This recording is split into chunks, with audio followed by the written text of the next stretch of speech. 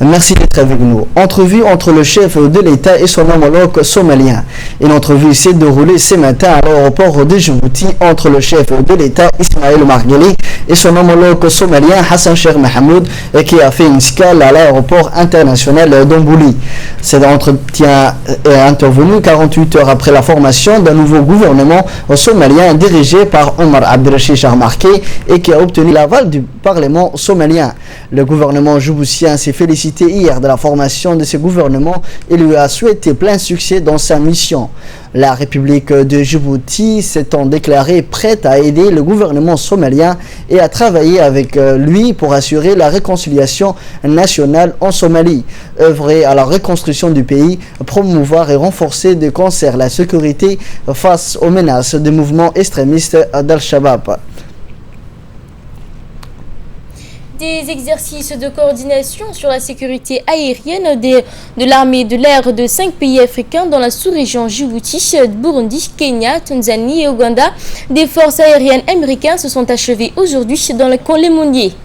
Ces exercices visaient à coordonner et à renforcer les relations entre les aviateurs de ces pays, à adopter les mêmes procédures en cas d'accident ou d'incident et à assurer la maintenance et l'entretien des matériels militaires. Quelques 60 000 aviateurs des 5 pays africains cités Djibouti, Burundi, Kenya, Tanzanie, également l'Ouganda ont pris part à ces travaux et exercices en vue d'améliorer la sécurité régionale. 25 aviateurs des forces armées américaines venus des bases USA en Europe ou du commandement central des opérations en Afrique ainsi que 818 escadrons de soutien mobile de la base de MC Kiré de New Jersey ont facilité ces exercices et leur planification. Le chef d'état-major général des armées, le général de division Zakia Sharif Ibrahim, des officiers supérieurs des armées de l'air des 4 pays africains, ainsi que l'ambassadeur des États-Unis à Djibouti, Tom Kelly, ont assisté à la cérémonie de clôture de ces exercices. Le brigadier général Marc Descamré, directeur des plans, programmes et analyses des forces aériennes du commandant central en Afrique, a supervisé ces exercices qui ont duré 5 jours. À l'issue de la cérémonie, des clôtures des cadeaux ont été échangés entre officiers des différents corps et armées de l'air.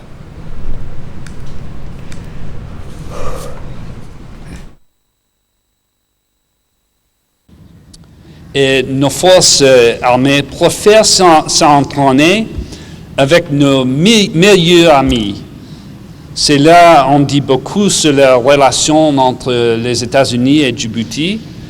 Lorsque nous collaborons exercice après exercice avec nos collègues djiboutiens et nos partenaires de la région. La semaine dernière, la marine djiboutienne a accueilli l'exercice Cutlass Express et cette semaine, l'armée de l'air djiboutienne accueille l'exercice du vol pour le partenariat africain.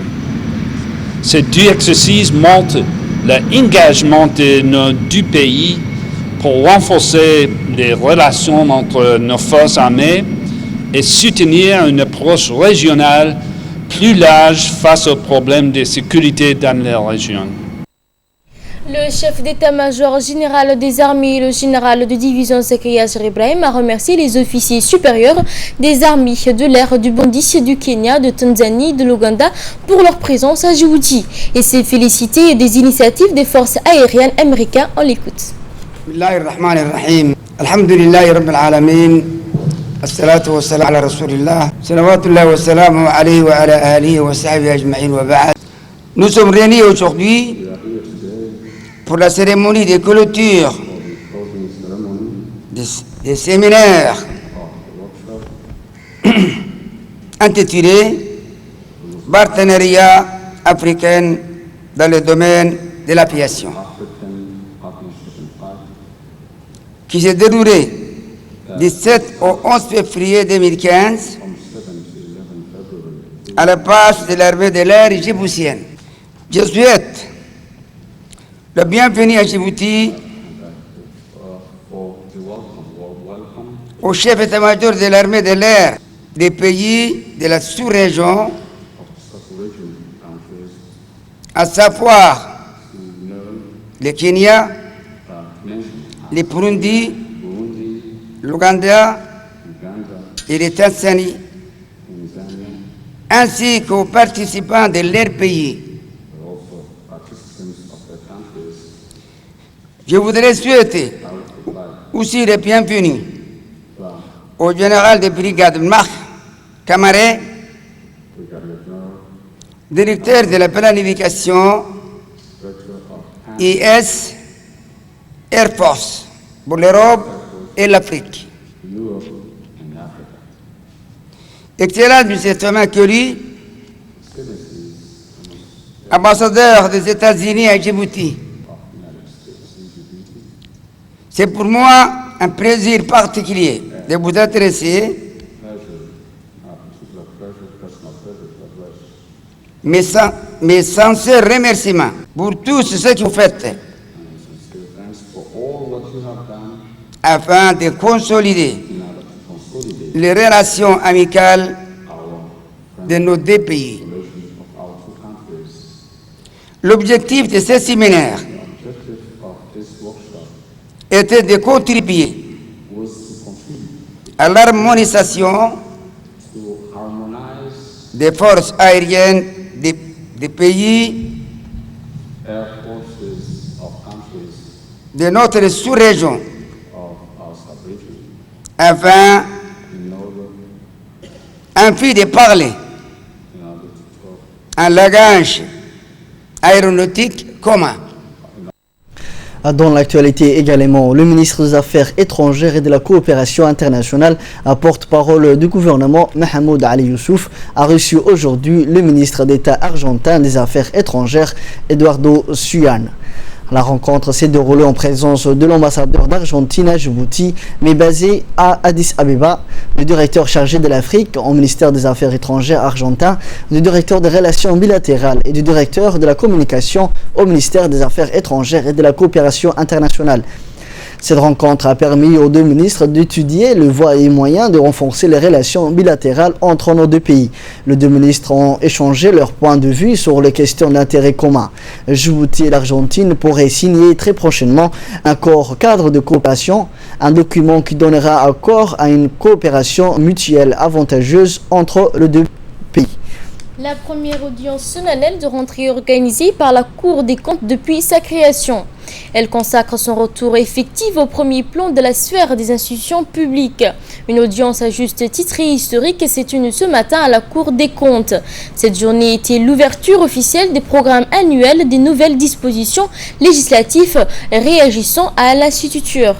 Il s'agit d'une date charnière permettant à la Cour de rencontrer ses efforts sur la cible et les plus appropriés.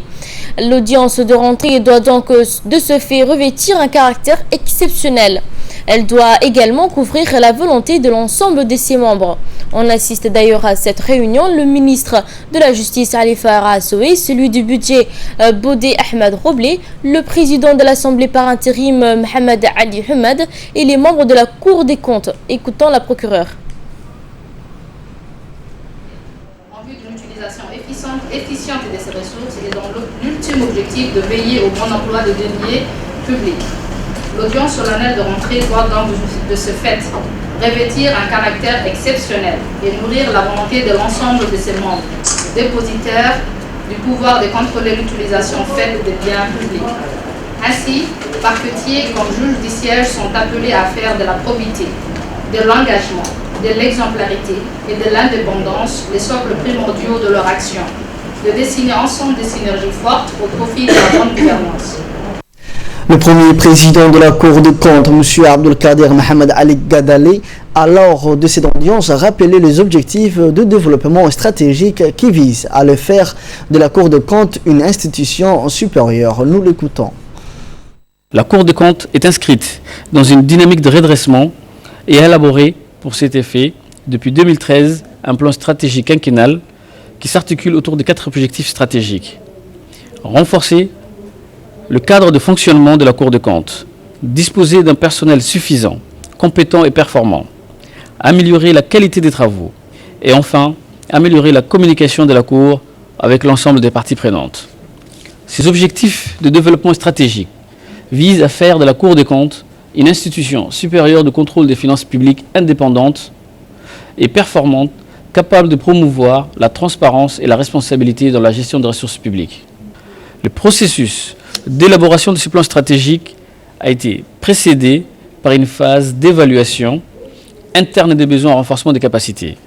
Le rapport d'évaluation a mis en exergue une série de lacunes et carences au regard des normes et standards internationaux relatifs au contrôle des finances publiques. La Cour s'est également prêtée à une évaluation externe dans le cadre d'une mission pilote diligentée par l'INTOSAI, l'Organisation internationale des institutions supérieures de contrôle dont la Cour est membre depuis 2001. Cette mission d'évaluation a complété opportunément le diagnostic de la Cour des comptes. La planification stratégique de la Cour des comptes, la programmation de ses activités et l'affirmation de ses valeurs s'articulent parfaitement avec le processus de développement institutionnel de notre pays. Toujours dans l'actualité nationale, aujourd'hui au ministère de l'Éducation nationale et de la formation professionnelle, le secrétaire général par intérim Abdi Sekir Rayad, en présence de hauts responsables du ministère, se sont réunis pour la préparation des séances de sélection de la formation des agents de sécurité qui va démarrer samedi prochain. Au cours de cette réunion, la commission a discuté des dispositions et la préparation des opérations de sélection des candidats qui ont déposé leur dossier pour être retenus pour la formation des agents de la sécurité lancée par le ministère de l'Éducation nationale il y a quelques semaines. Ces séances de sélection auront lieu dans les différents établissements scolaires, à savoir le collège de Fugizawa, le lycée industriel et commercial Ligue, le lycée d'État de Djibouti, le collège d'Ambouli et au collège de Boulaous. En rappelant enfin que cette opération demeurera le samedi 14 février à 7h sur ces différents sites. Une réunion qui était composée de plusieurs membres du ministère. Il y avait les conseillers techniques du ministre, les directeurs et un nombre important d'inspecteurs. Donc cette réunion avait pour objet de la préparation de la sélection des candidats pour la formation en agent de sécurité. Le ministre de l'Éducation nationale, Dr Jama El-Mouké, avait mis en place une commission indépendante qui sera chargée de la sélection de tous ces candidats pour cette formation que je viens d'évoquer. Ce qui est important de savoir, c'est que la première sélection va se dérouler le samedi 14 février de 7h à 12h. Et il est important de rappeler aux candidats qu'ils doivent être nés entre 1980 et 1995 pour répondre aux critères de sélection qui avaient été mis en place lors de la préparation de cette formation. Donc il est aussi important de savoir que les candidats doivent avoir une taille pour les garçons minimale d'1,70 m et un poids minimal de 65 kg. Pour les filles, la taille minimale est de 1,60 m et un poids minimal de 50 kg. Donc il est important que les gens qui se présentent doivent présenter une pièce d'identité originale, c'est très important. Donc la première journée, ça sera la journée de sélection par rapport à ces critères qu'on vient d'évoquer. Les résultats seront affichés le dimanche même dans les établissements scolaires où les jeunes ont participé à cette sélection et vont commencer le lundi, le mardi et mercredi et ainsi de suite les sélections par rapport à des épreuves sportives qui seront présentées aux candidats. Donc il est important que ces journées-là, le lundi et le mardi et le mercredi, les candidats puissent se présenter avec en tenue de sport. Rappelez aussi que ça, c'est la première fois qu'on fait une formation de ce genre. Donc, il y aura un premier nombre qui va être sélectionné, mais il est important que nous informons que les formations de ce genre vont continuer. Donc, c'est la première phase. Donc, les phases suivantes. Donc, les candidats qui ne sont pas sélectionnés cette fois-ci, ils seront retenus pour les phases suivantes. Donc, il n'y a pas de problème. Nous allons continuer ce type de formation. Je vous remercie. Comme nous l'avons annoncé dans nos précédentes éditions, le nouveau préfet de la région d'Arta a visité ce matin et entreprend différentes prises de contact avec les notables du village d'Arta, à savoir Ouaad, Oudad, Marjouk et le frontière de l'Oyada. Le préfet a rencontré les responsables et les notables des villages au cours de cette visite de prise de contact. Le nouveau préfet a abordé toutes les questions relatives à la région, en faisant remarquer que toute la communication routière de la capitale avec les régions Éthiopie et la Somalie par la région d'Arta. Le nouveau préfet d'Arta, avec un agenda bien rempli, compte entamer prochainement dans tous les villages de la région d'Arta. Le nouveau préfet d'Arta, M. Abdillahi Darar Okiye, a indiqué qu'il avait fait aujourd'hui une visite au village de la région d'Arta. Le préfet s'est rendu au village Tel Ouéa, Douda, de Marjok et les frontières de l'Ouéada dans les rencontres des notables de chaque village. Il s'agit, a-t-il dit, d'informer les responsables de maintenir et de renforcer les mesures en vigueur. Le préfet a souligné qu'il sera à la hauteur des responsabilités et qu'il va transmettre au gouvernement tous les besoins existants de la région d'Arta.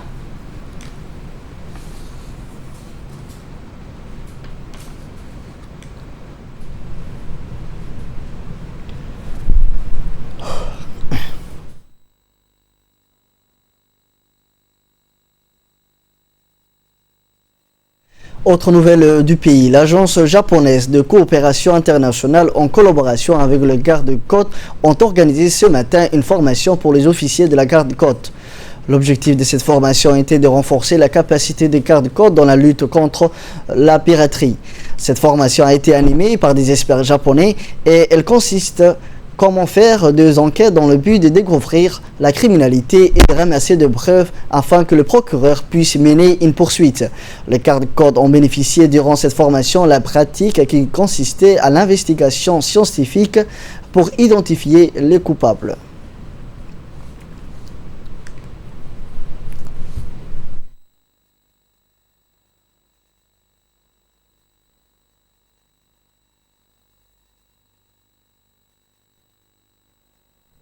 Les hauts responsables du parti RPP est en tournée.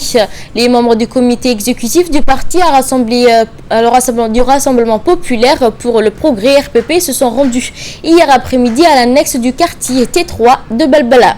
Cette délégation du RPP était conduite par Mme Zahra Youssouf Kayat. Elle comprenait également les parlementaires de la principale formation politique issue de la commune de Balbala. Un chaleureux accueil marqué par des chants et des danses folkloriques a été réservé à la délégation à son arrivée à l'annexe du parti. Ensuite débuta une séance de prise de parole où le président de l'annexe T3 du RPP, M. Din, a présenté à la délégation la composition des membres dirigeants de l'annexe.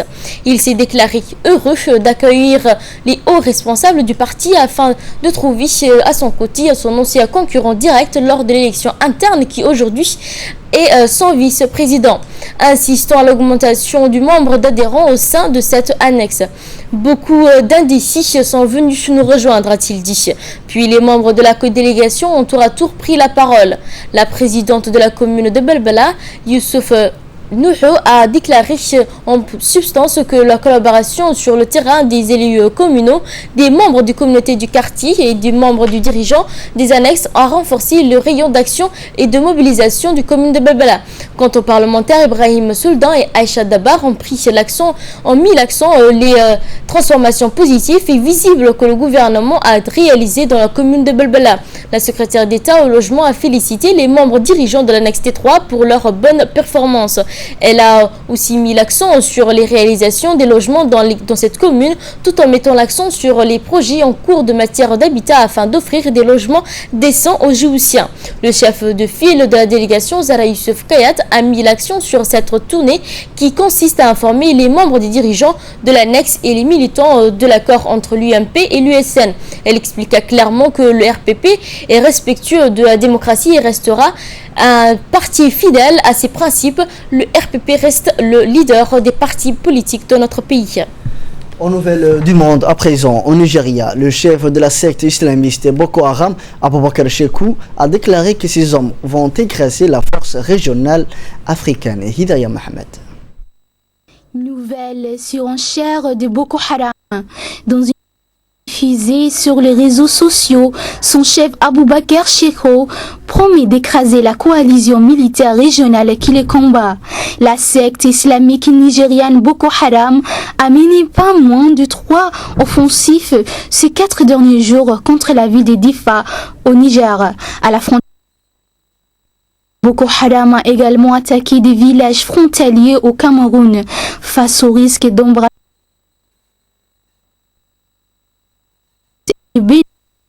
sont-on dit que le Nigeria pour créer. En Syrie, une otage américaine, Kayla Mueller, tuée par les Daesh. L'humanitaire de 26 ans, Kayla Mueller, est morte. Son décès a été confirmé par la Maison-Blanche. Daesh ou l'État islamique en Irak ou au Levant affirme qu'elle a succombé à un bombardement de l'aviation de la coalition. Fordous Hussein nous en dit plus. L'humanitaire américaine Kayla Mueller, retenue en otage par l'organisation de l'État islamique en Syrie, est morte, ont annoncé hier Barack Obama et la famille de la jeune fille. C'est avec une immense tristesse que nous avons appris le décès de Kayla Mueller, a indiqué Barack Obama dans un communiqué envoyé par la Maison-Blanche. Sans détailler les circonstances de la mort de Kayla Mueller, Barack Obama a assuré que les États-Unis retrouveront et traduiront en justice les terroristes responsables de la captivité et de la mort de Kayla. La jeune femme avait été enlevée à Alep, au nord de la Syrie, en août 2013. Sa mort avait d'abord été annoncée vendredi par les djihadistes. Selon eux, la travailleuse humanitaire de 26 ans a péri dans un bombardement de l'aviation de la coalition croisée d'une position de l'extérieur de la ville de Raqqa, au nord de la Syrie. Tout en se disant très préoccupés, les États-Unis avaient tout d'abord dit ne pas disposer de preuves de son décès.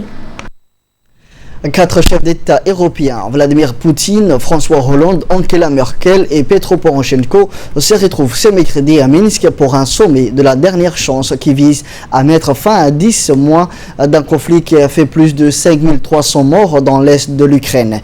Encore une fois, avec le commentaire de Fardous Hussein. Consultation diplomatique après le lancement par le couple franco-allemand de son initiative de paix. Cette rencontre intervient au moment où les violences sont à leur summum dans l'est de l'Ukraine. Au moins 45 personnes, soldats, rebelles et civils ont ainsi péri dans les combats et bombardements lors de ces dernières 24 heures. Le président ukrainien Petro Poroshenko a promis de mettre fin à la guerre et de reconquérir les zones rebelles. Le pays risquant d'entrer dans une guerre ouverte alors que les séparatistes ukrainiens sont soutenus par Moscou. De son côté, le président Barack Obama a eu des entretiens téléphoniques avec son homologue russe Vladimir Poutine ainsi qu'avec Petro Poroshenko. Dans un communiqué, la Maison-Blanche a ainsi mis en garde le Kremlin si la Russie continue ses actions agressives en Ukraine en envoyant notamment des soldats, des armes et en finançant les rebelles, le prix à payer pour la Russie augmentera, a menacé Barack Obama. C'est sur ces images que cette édition prend fin. Merci de votre aimable attention. Passez une agréable soirée sur Télé Djibouti.